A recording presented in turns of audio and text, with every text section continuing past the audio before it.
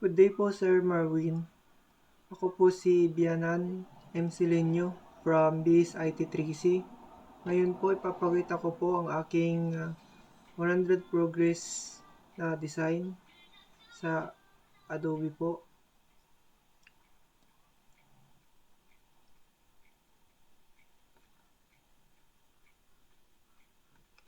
Natin.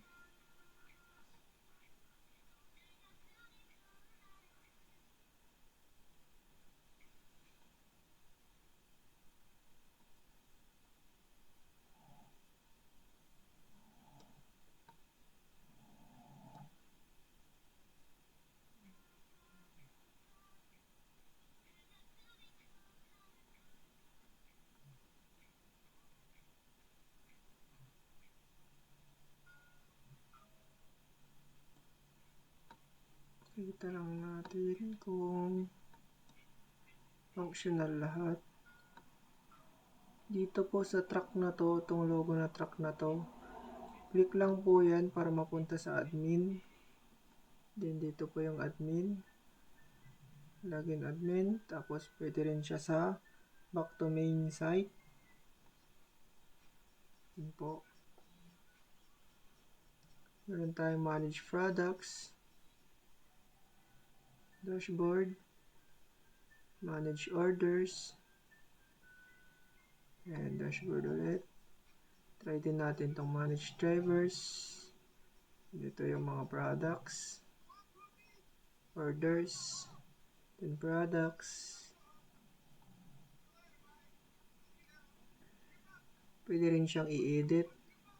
Pagka na-edit na ito, pwede mo siyang i-update. Kung ayaw mo naman i-edit, kakancel mo lang ito. Then, pwede mo rin siyang i-delete. Yan po. Then, pwede mo rin siyang, pwede rin pong mag-add new product.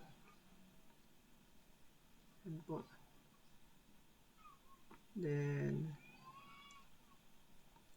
log out, customer login, and itong mga to, pwedeng back home, customer login, don't have account registered, pwede rin po mag-create account,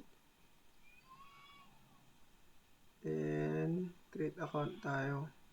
Then, pagka create account, sign in na yan. And nandito na po tayo sa home. Ito yung mga products na pwedeng pagpilian, future products po.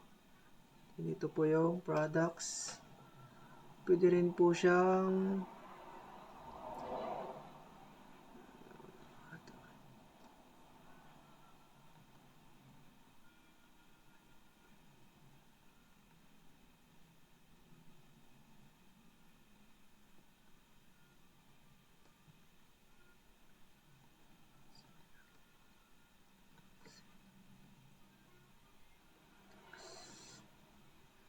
and nasa products po tayo. Pwede rin pong mag-search. Yan po yung search. Then, pwede rin pong pumili sa all categories.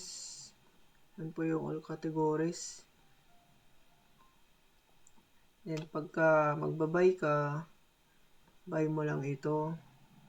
Meron tayong place order, back to cart, tapos meron din tayong payment method na pagpipilian. Pwede rin ng cash on delivery, PayPal, and cash on delivery. And try natin dito sa cash on delivery. Place order natin. Yan. Yan po siya. Then, pwede mo rin siyang i-cancel order. Buy mo ulit. And try natin tong PayPal.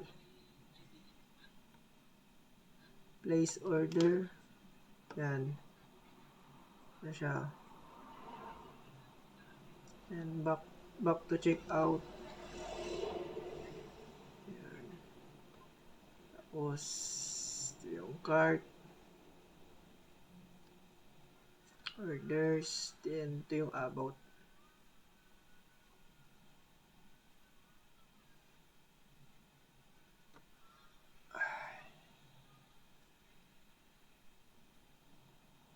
Medyo palipat na. About. Yan. Ito yung about us. Ito na po lahat yun, sir. Sana po ma-appreciate nyo po. Maraming salamat. Thank you po.